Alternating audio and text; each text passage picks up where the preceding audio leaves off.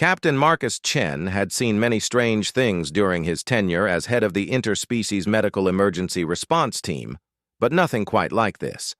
The distress call had come from the Outer Rim colonies, a Zephyrian transport vessel, requesting immediate medical assistance for what they described as a catastrophic biological malfunction.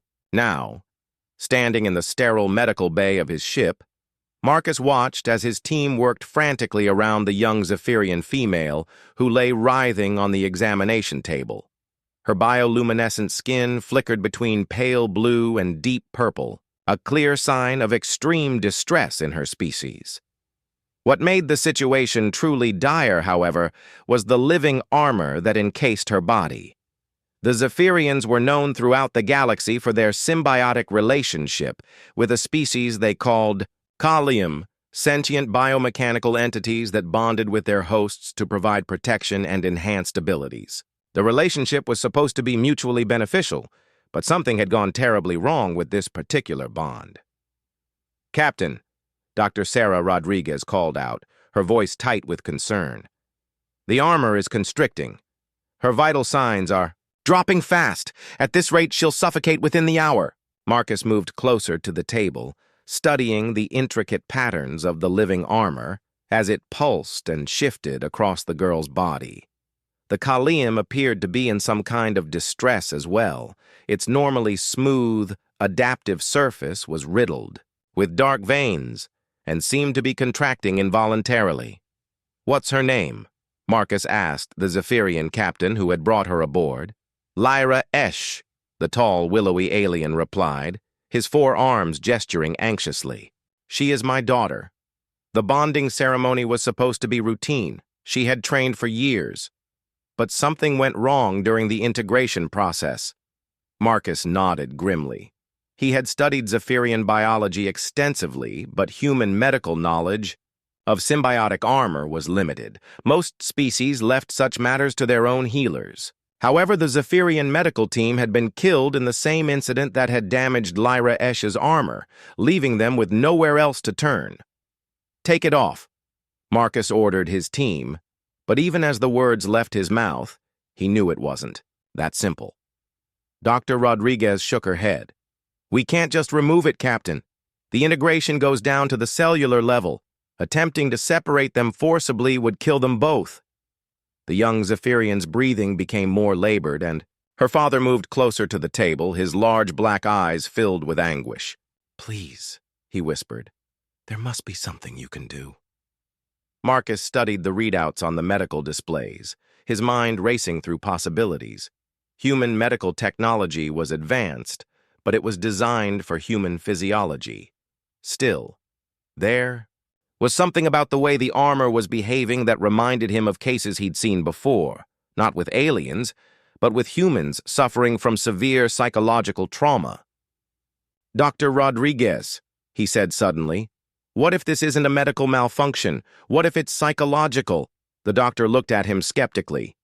"Captain, this is a living organism integrated with a living sentient organism," Marcus interrupted.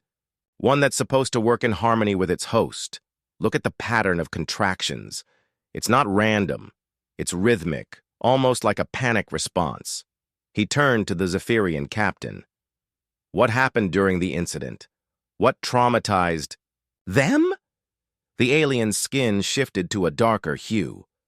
"Our convoy was attacked by raiders. Lyra Esh was in the middle of her bonding ceremony when the explosions began. The medical facility was hit directly. She and her Kalium were exposed to extreme fear and pain simultaneously during the most vulnerable part of their integration." Marcus felt a surge of understanding. They're both traumatized and feeding off each other's fear. The armor is trying to protect her from a threat that no longer exists, but its panic is making it squeeze too tight. He moved to the head of the table and looked down at Lyra Esh's face. Her eyes were wide with terror, pupils dilated. "Listen to me," he said softly, placing a gentle hand on the only exposed part of her forehead. "You're safe now. The danger is over." "Captain, what are you doing?" Dr. Rodriguez asked. "Something humans are particularly good at," Marcus replied, We're survivors.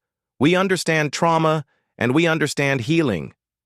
He continued speaking to Lyra Esh, his voice calm and steady. I know you're scared. I know your partner is scared too. But you're both safe now. You need to work together, not against each other. Slowly, almost imperceptibly, the armor's contractions began to slow. Marcus could see the dark veins starting to fade as he continued to speak, sharing stories of human resilience, of overcoming fear, of the bonds that made survival possible. That's it, he murmured as Lyra Esh's breathing began to steady. Trust each other. You're partners, not prisoner and captor.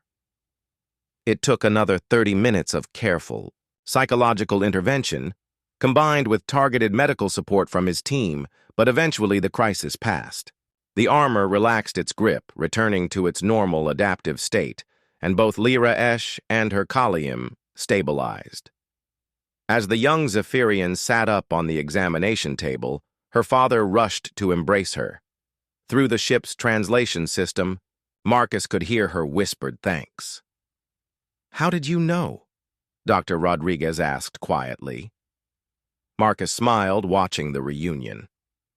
Because humans have been dealing with trauma for millennia, we understand that sometimes the thing trying to protect you can become the thing that hurts you, until you learn to heal together. Later, as the Zephyrian ship prepared to depart, Lyra Esh approached Marcus one final time. Her armor now flowed smoothly across her form, responding perfectly to her movements and emotions. Thank you, Captain Chen, she said in carefully practiced standard. You saved us both. Marcus nodded. Remember what I told you. Trust is the foundation of any partnership, especially one that's literally a matter of life and death. As he watched their ship disappear into the star field, Marcus reflected on what made humanity special in the galaxy. It wasn't their technology or their military might.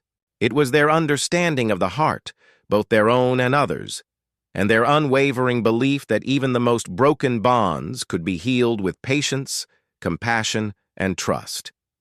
In a universe full of wonders and terrors, perhaps that was humanity's greatest strength, the knowledge that no one had to face their fears alone.